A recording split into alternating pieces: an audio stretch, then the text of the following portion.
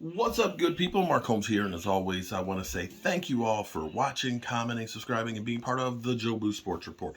Without you guys, as well as you ladies, you know that this literally does not work. And I gotta say, the light from behind me is making my face look slim. I'm actually looking younger. Wow. Wow, that's kind of cool. Maybe I need to have bright lights behind me because I normally look really swole. But you know, the camera puts on, they say 10 pounds. In my case, it's more like 40. That's what, okay, that's my story, and I'm getting there. Interesting news that's going on around the NFL. We're getting coaches that are beginning to get fired, and we're getting quarterbacks that are getting benched, and quarterbacks that's careers are in limbo. Um, this is what's so funny to me. It's comical to me because my quarterback, Dak Prescott, who is playing, of course, tomorrow night, okay, the Cowboys versus the Tennessee Titans. The Tennessee Titans have nothing to play for this game.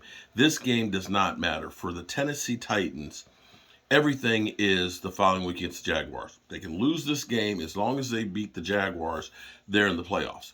And so they are planning on resting players. They just are. Maybe that's why the Cowboys are a 10-point favorite. My quarterback, my guy, Dak Prescott, and I don't care if you care that, tell me that I like Dak Prescott too much. I think he's great, especially as I look at the landscape around the NFL right now at quarterback, but I'll get to that in a second. He says, I don't give a damn. In other words, I don't give a rat's ass what Jacksonville's doing. We coming out there to play. We come out to play. I don't care if the rest of the starters. We are going out there to take care of business, flat out. And I love that because you play to win the game. Hello? You play to win the game. It doesn't matter if if you don't even have a chance. I don't care if you got just one win. You play to win the game. And if it doesn't matter anymore, then retire. Get out because it matters. It matters. So Dak and crew are going to play all out. All out. And I want to make sure I get this right because we have so many fans out there, or fans or supposed fans of the Dallas Cowboys that are literally laser pointed. Because here's what happens. This is where you guys get screwed over and tricked. Is ESPN and Fox Sports and the NFL Network, what they will always do is they will find something to be the wedge issue with Dak. At first, it was like, he's a dink and dunker, dinking and dunking. Remember his rookie year? Well, they're 13-3. Yeah, but he can't throw the ball down the field. He's a dink and dunker. But we were 13-3. I don't care how you get down the field and win. Just win, baby. Then you remember when he didn't have any receivers. Dak Prescott, he got to have people around him to win. Well, right now, Tom Brady has some good receivers around him and no offensive line. And right now, Tom Brady's not winning too much. Apparently, Tom Brady, even as great as he is, needs to have some players around him. You know, Aaron Rodgers, the MVP last year, he lost Devontae Adams. And right now, they're on the outside looking in as far as the playoff picture. They were the number one seed last year. And apparently, having players around you does matter. And as everybody is talking about MVP for Jalen Hurts, you can't look at the team. And this is where Micah Parsons was 100% right. You can't look at the Philadelphia Eagles and say he's working with chopped liver, that he's got a crappy offensive line and he's got no names for receivers and he's got bums for running back. You follow what I'm saying there? But be that as it may, after the dinking and dunking, then it became Dak Prescott can't beat teams with winning records. And after that, it was like against playoff teams. So it wasn't good enough just to beat guys with winning record. It was playoff teams. Then it was, well, yeah, they got the number one offense, but it's empty calories. It's garbage time yards. Okay. All those out the way. So now the issue is, Dak Prescott throws interceptions. Yeah, he did throw an interception against the Eagles. But it's funny because I think he went 24 out of 24. I'm trying to remember the statistic. 24 out of 24 versus zone defenses, which was a 99 rating, which is the first time since I think 2018 that anybody, be it Pat Mahomes, be it Tom Brady, be it Aaron frickin' Rodgers, be it Russell Wilson, has done that against the Eagles that were the number 2 defense in the NFL. But yet we have Cowboy fans that say, get rid of him. And I've heard things like, I'd take Russell Wilson over Dak Prescott. Would you still take Russell Wilson over Dak Prescott right now? With the $200+ million that's still owed to him? I remember people saying, I'd take Derek Carr over Dak Prescott. In fact, I remember Colin Cowherd saying the Dallas Cowboys should let Dak Prescott walk and trade for Derek Carr. Here's an interesting thing about Derek Carr. Derek Carr's been in one playoff game his career.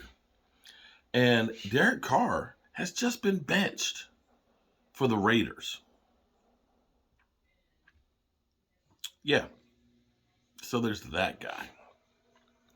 And now, this is one of those things that is really beginning to become tragic. I remember when people were saying, tank for Tua. Cowboys, you got to tank for Tua. You got to get him. Screw Dak Prescott. Let him walk. Lose a whole season and try and draft Tua. Yeah.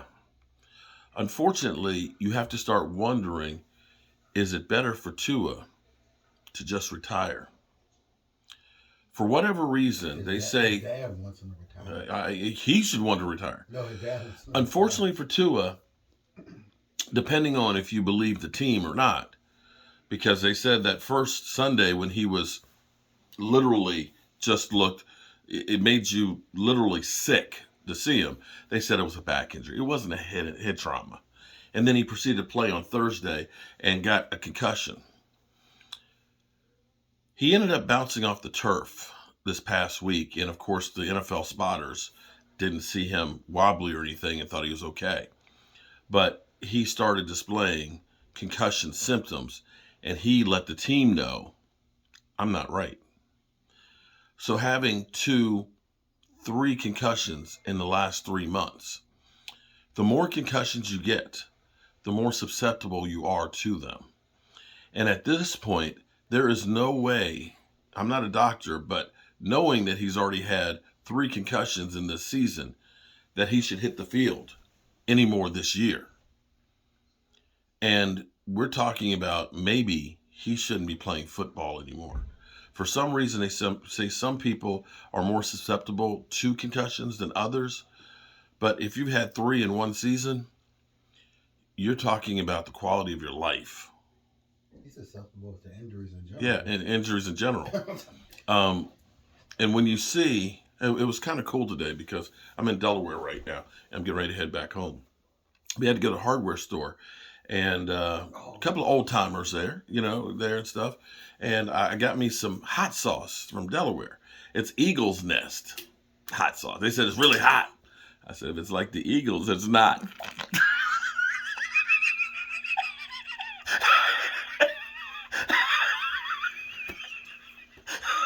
Okay.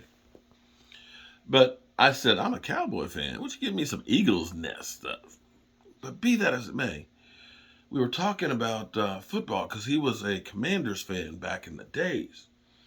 And the other old timer over there said he was a Tom Landry fan, not a Cowboy fan, but a Tom Landry fan. We got talking, and it was kind of cool because the guy who was running the hardware store, he said that his job was to maintain for the Colts all the forklifts and the machinery and stuff, and didn't know the day before when he was, working on all the forklifts and everything, getting them, making sure they're running okay. It was the very next day that they moved to Indianapolis. And he was like, if I had known that, I would have disabled every single one of them and stuff, which is kind of crazy. It's crazy how you can meet somebody for the first time and football can kind of bring you around full circle. But we got talking about a lot of players. And, we'll hear about, player here, player there 31, 32, 38 years old. The running back from Denver, 31 years old just last week. You have to wonder about the quality of life and what football does to you. Now, be clear, all of us take risk every day. Some of us work in factories where we're exposed to who knows what. You've got loggers that are exposed to trees falling on them. You've got, fishermen out there that could be swept up in a storm in a moment. We all take hazards and things in our jobs and our careers. And you have to weigh that against, how long do I want to play football? And if I'm a 30-year-old that has kids and I no longer know who I am or have the physical ability to play with them, I'm not sure that that's worth all of it. And so my point in all this is, as everybody keeps talking about how Dak sucks, well, the amazing thing is he sure beats a lot of the Eagles, the Giants, and the Commanders. And sometimes when he's not getting a lot of help around him. And the thing is so many times we always think the grass is greener on the other side. We think that, what we have isn't good enough. And then we go ahead and get something else and find out, damn, I miss what I actually have. That's a life lesson to learn. Yeah. Anyway, I appreciate y'all. Hope you're having a great hump day. Hope you're getting all your humping in. Get over the. Hope you're getting over the hump. Okay. Okay. Peace.